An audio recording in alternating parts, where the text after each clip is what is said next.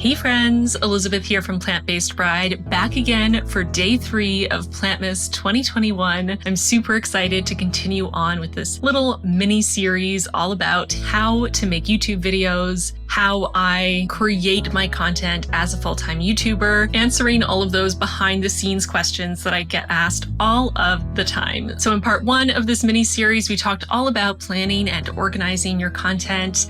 Part 2 was all about filming and my equipment. And today, day 3 is all about editing my videos and making my thumbnails. So I'm going to take you over to my computer and take you through the process of editing one of my videos and making a thumbnail, hopefully answering all your questions along the way.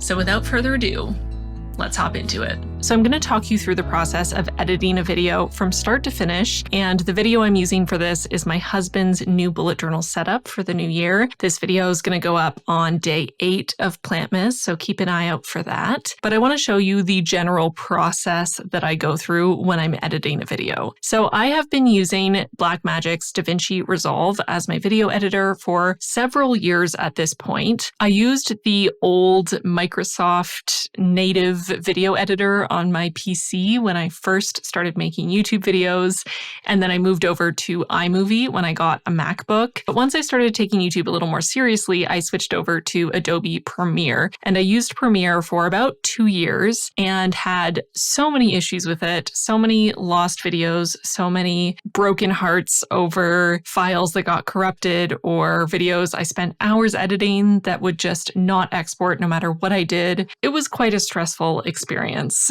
After one too many awful experiences with Adobe Premiere, I started researching other options because I just couldn't take it anymore. And in researching what options I had, I stumbled upon DaVinci Resolve, which you can use on both PC and Apple products. And you can use the software for free. That's right. That's what I said. You can use it for free. And it is incredibly powerful software to have access to for free. Let me tell you. I do now use the paid version, but the differences are pretty minimal between the free version and the paid version. And I guarantee that you can do 99% of what you want to do with video editing using the free version. So it's a great software to use. There's definitely a learning curve when you're getting started, but I personally found it a lot more intuitive, easier to learn and get into using than Adobe Premiere. And there are quite a few tutorials on the internet. So if there's ever anything you don't know how to do, someone on YouTube has probably explained it. Anytime I'm starting work on a new video, I create a new project, of course, and drag in all of my footage. I like to line up my footage in chronological order, and I like to use the first video track, V1, for my tabletop top-down view as my primary video source, and then to pop all of my side angle shots, generally lined up chronologically with the tabletop video by shot on the second video track, V2. This helps me stay organized.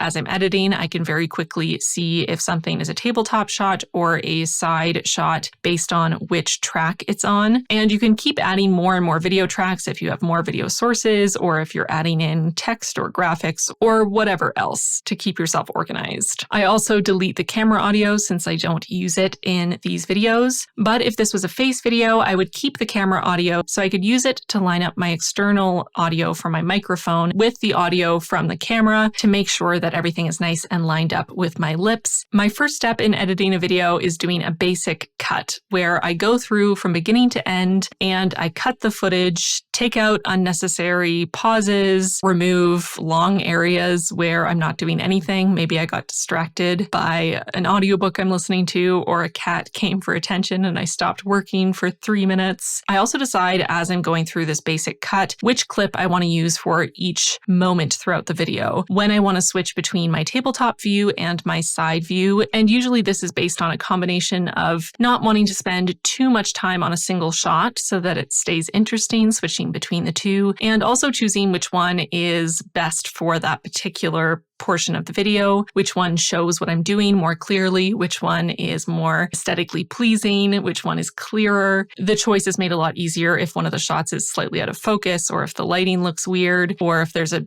big cat hair on the lens. All of those things happen semi-regularly. But if both shots look nice, it's really just a matter of which one I think will be more interesting to the viewer and shows what I'm doing in the most clear way. I also at this stage speed up my clips, usually at least to 500 times regular speed. I am very slow when I write and draw. I tend to be very methodical and think about each line before I do it. That's just kind of always been my way, which means that my videos would be very long if I left them at real time. So I pretty much always speed them up, though I try to keep them to 500 to 1000% speed so that things don't get too fast and too hard to watch. Sometimes I do have to speed it up more if there's just a huge amount of footage that I'm trying to fit into a reasonable length video. This is also the stage where I may get a little bit creative with edits. I may decide to do something like I did in my new bullet journal setup, where I decided that it would be more fun if I showed myself drawing the outline of each rectangle and then did a little transition where I tapped it to fill the rectangle, rather than showing the entire process of filling in that rectangle by hand.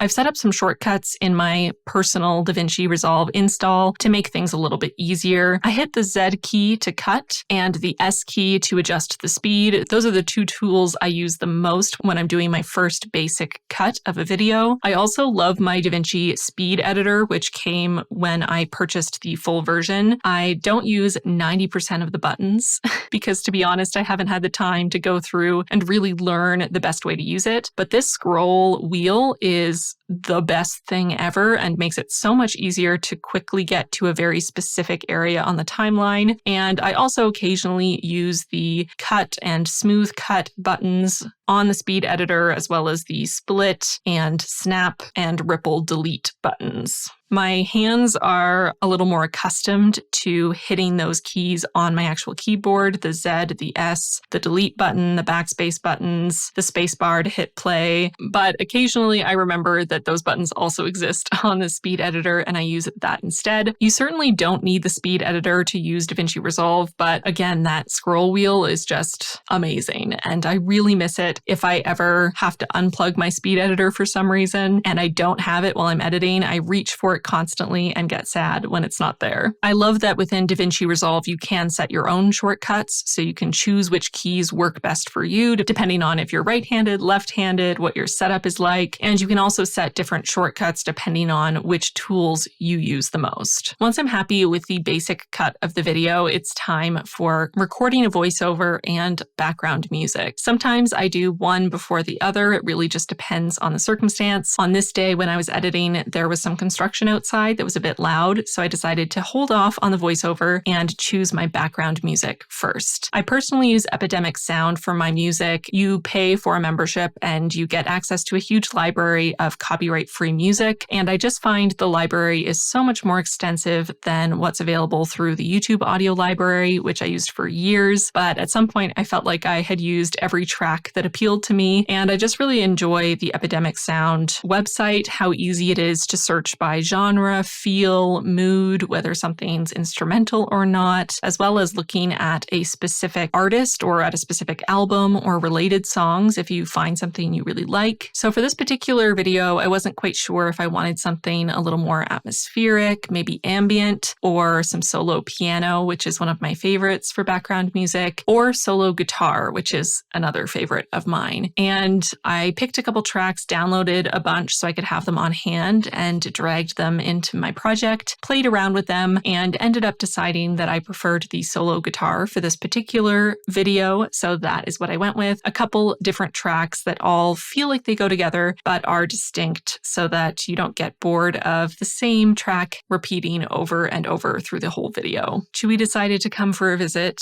which he often does while I'm editing. Both Chewie and Yoda tend to be in my office with me during the day while I'm working in their cat tree there by the window, or curled up on my filming chair or maybe on my filming desk on top of art supplies or my bullet journal or whatever else has been left there since the last time I filmed. Chewy also loves to sit on my lap while I'm editing, though he's not the most helpful assistant. I feel like I tend to be a little less efficient when I'm trying to pet and cuddle him while I'm also editing simultaneously. The construction finally let up a little bit outside and it was time to do my voiceover, so I pulled out my retractable arm that has my Tula microphone mounted to it and my little pop filter and turned it on, checked the gain, and started recording. Usually I record my voiceovers just while playing the video that I cut on my screen so that I can freely talk while the video plays. 99.9% of the time, I don't have a script, I don't have a plan. The exception to the rule is if a video is sponsored, I'll have notes there or my brief provided by the brand, or if it's a monthly Plan With Me video, I'll have some bullet point facts that I've researched so that I can share those in the voiceover. But otherwise, most of the time, I'm just free talking to you, whatever comes to mind.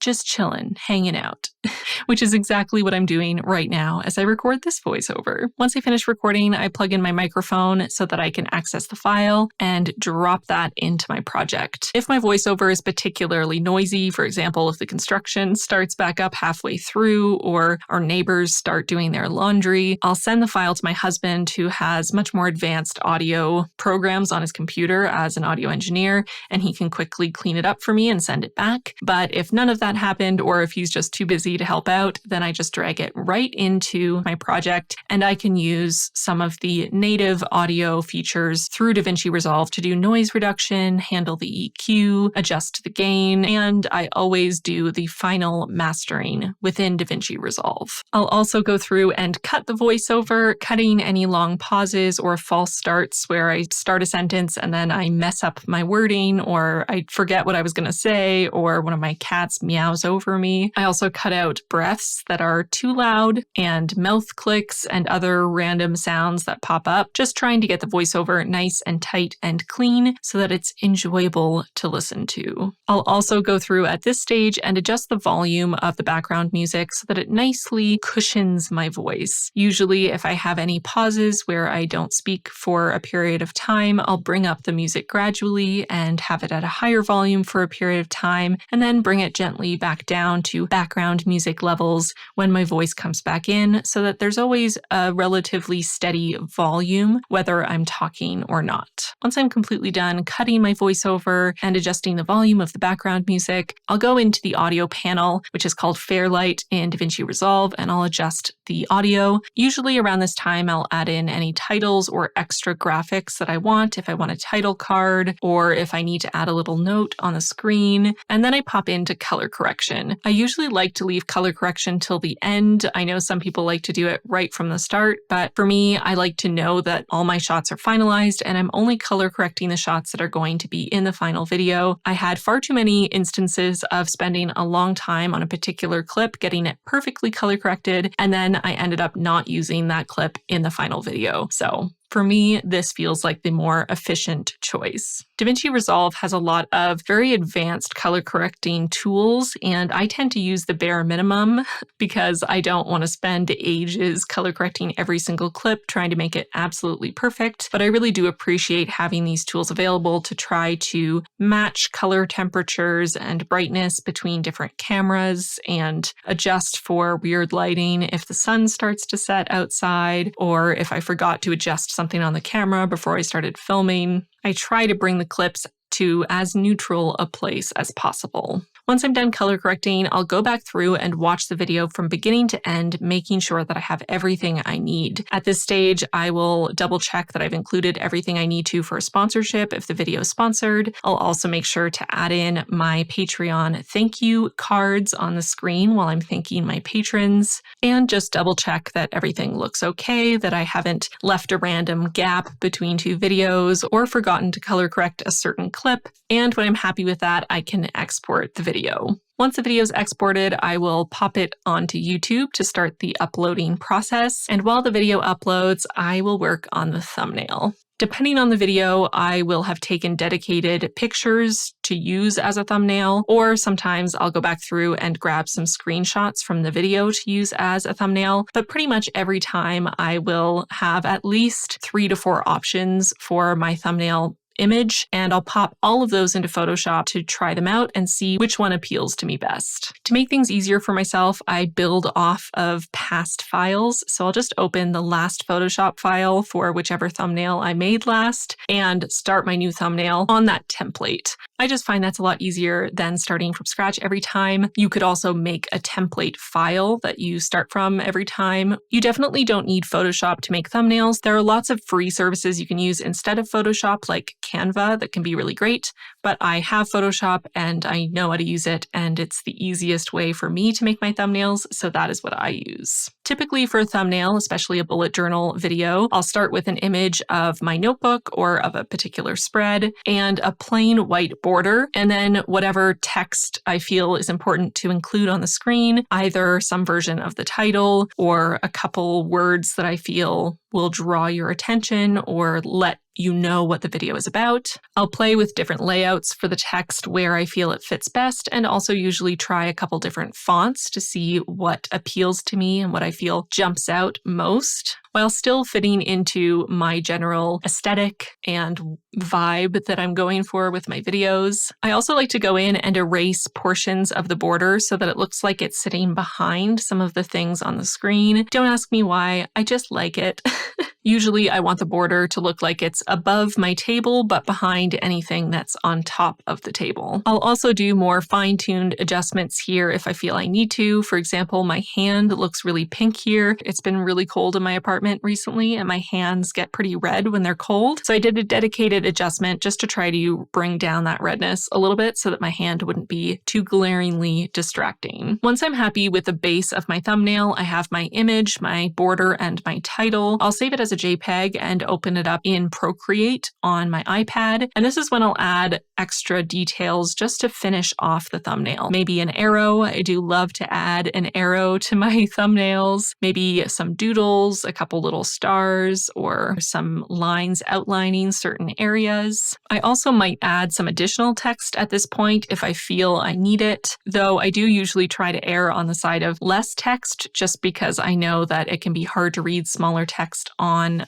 for example, a phone where the thumbnail is pretty small, and I don't want it to be too messy with too much going on. It's always hard though, and I usually go back and forth a bunch of times. I feel like making thumbnails is one of the hardest parts of being a YouTuber for me personally, especially because they are so important for drawing someone in and encouraging someone to actually click on your video. So there's a lot of pressure to make a good thumbnail. So I'm always second guessing myself and wondering if I've done a good job with my thumbnails, but I feel like I've improved on my thumbnails over the years, and I figured out some things that work for me, and all you can do is your best and to keep learning and keep taking inspiration from other YouTubers and thumbnails that they may make, and try to create something you're proud of. Once I'm done in Procreate, I'll usually export the file just as a PNG with a transparent background, a file that just has the additional sections that I hand drew so that I can add that onto my Photoshop file and adjust it as needed, and also be able to continue to adjust the underneath layers if I need to. And once I'm happy, I'll add that thumbnail to my video and go through the process, updating the description box, adding cards, the end screen, completing the quiz for monetization, adding tags, and all of the other little final bits that go into getting a video ready to upload. And that's it for how I edit my videos and make my thumbnails. I hope it was helpful for you.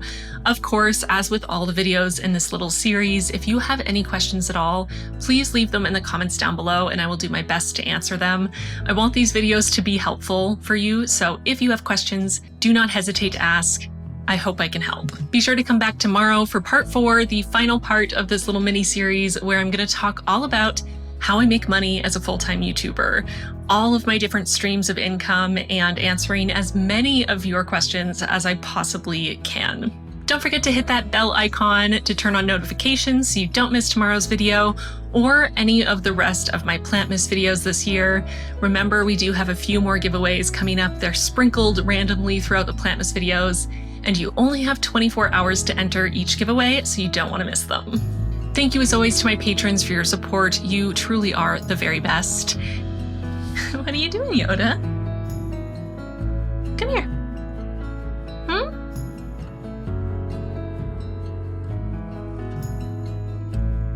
Yoda came to say hi. So that is it for me. I hope you enjoyed this video, and I'll see you really soon tomorrow for Plantmas Day 4. Bye, friends. Say bye. She said bye.